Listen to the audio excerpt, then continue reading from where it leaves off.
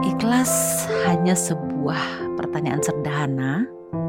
Sebenarnya, untuk siapa sih kamu melakukan semua ini?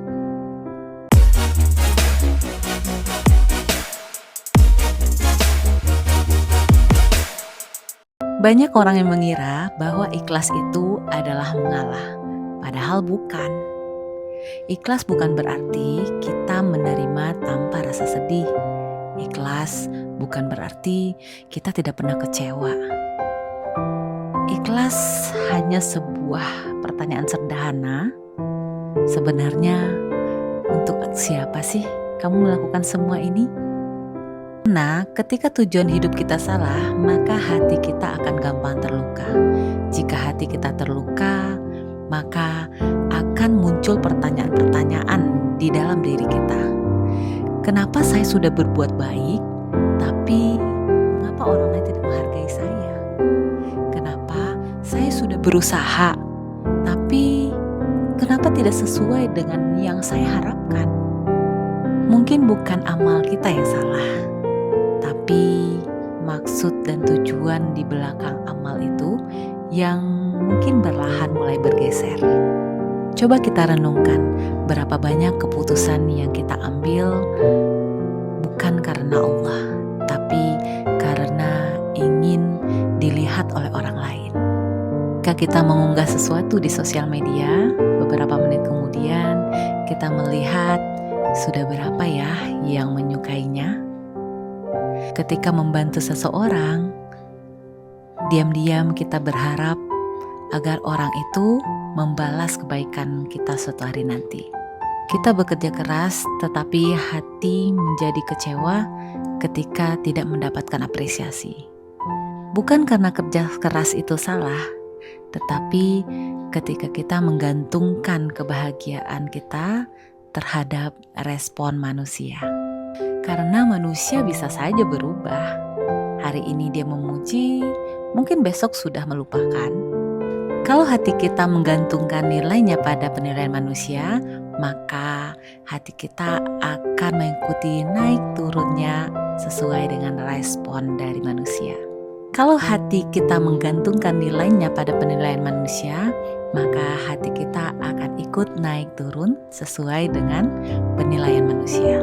Misal seorang ibu sedang membuatkan masakan untuk anak dan suaminya. Jika ibu ini berniat untuk mendapatkan apresiasi atau pujian dari keluarganya, mungkin kekecewaan akan ada di depan mata. Tapi jika beliau menginginkan ridho dari Allah dan itu adalah suatu ibadah kepada Allah, maka respon dari keluarganya itu adalah sebuah bonus saja. Yang terpenting, dia mendapatkan ridho dari Allah. Ada seorang tenaga kesehatan yang sedang merawat pasiennya.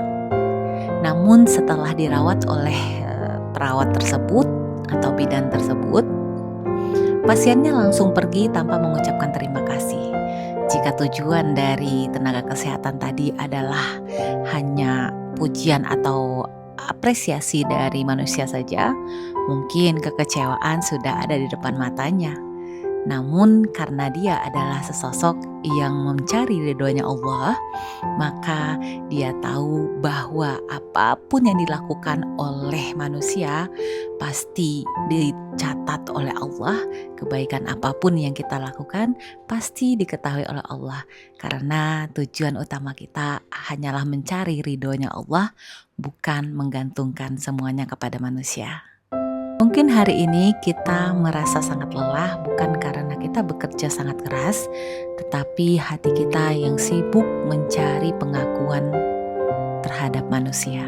Dan mungkin selama ini yang perlu kita perbaiki bukanlah keadaan hidup kita, namun arah dan tujuan dari hati kita. Ikhlas bukan berarti tidak boleh kecewa, ikhlas bukan berarti tidak boleh menangis. Tapi ikhlas adalah ketika di balik perjuangan, di balik usaha, dan di balik amal yang kita lakukan, ada tujuan yang jelas yang kita jaga. Ya Allah, semua yang aku lakukan ini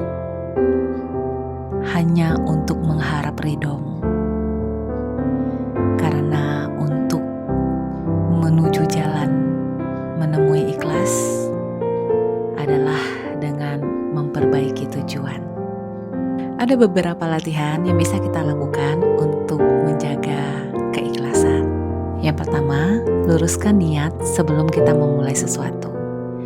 Ketika kita berangkat bekerja, niatkan bahwa apapun yang aku lakukan hari ini diniatkan ridho karena Allah. Untuk mendapatkan ridho dari Allah dengan berdoa, ya Allah, luruskan niatku buat apapun yang aku lakukan hari ini itu karena-Mu ya Allah. Yang kedua, kurangi menoleh pada respon manusia. Ketika kita sudah melakukan kebaikan kepada orang lain, jangan menunggu untuk direspon oleh orang lain. Misal, sudah dibalas belum ya? Dia bakalan balas balik gak ya? Kok tidak ada yang mengucapkan terima kasih ya? Ingatkan lagi ke dalam hati, tugasku hanya untuk berbuat baik. Yang berhak memberikan penghargaan adalah Allah Subhanahu wa Ta'ala. Yang ketiga, perbanyak amalan rahasia. Latih diri untuk melakukan amalan-amalan yang tidak diketahui oleh orang lain. Misal, bersedekah tanpa harus memberitahukan orang lain, membantu tanpa harus memberitahukan kepada orang lain, mendoakan orang lain tanpa sepengetahuannya. Itu akan melatih dirimu untuk menjadi seseorang yang ikhlas dan memiliki tujuan hati yang terarah. Yang keempat, lepaskan rasa memiliki. Saat kehilangan sesuatu, biasakan mengingat bahwa segala sesuatu itu adalah milik Allah dan akan kembali kepada Allah. Jadi segala sesuatu itu adalah hanyalah titipan. Itu akan bisa menjaga hati kita menjadi tetap lebih tenang dan lebih lapang. Yang kelima, lakukan evaluasi hati setiap malam.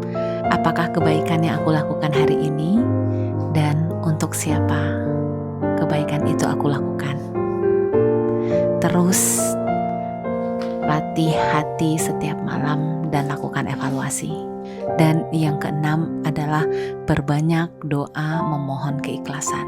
Ikhlas adalah amalan hati dan hati berada di dalam genggamannya Allah. Ikhlas bukan sesuatu yang muncul dalam semalam, tetapi sesuatu yang harus kita latih. Jika hari ini kita memperbaiki hati, besok kita luruskan niat. Dan jika besoknya lagi kita memperbaiki hati lagi, besoknya lagi kita memperbaiki niat lagi. Dan sampai akhirnya kita kembali kepada Allah dalam kondisi hati yang sangat bersih. Karena itulah ikhlas bukanlah tujuan akhir, tetapi perjalanan yang harus kita tempuh seumur hidup.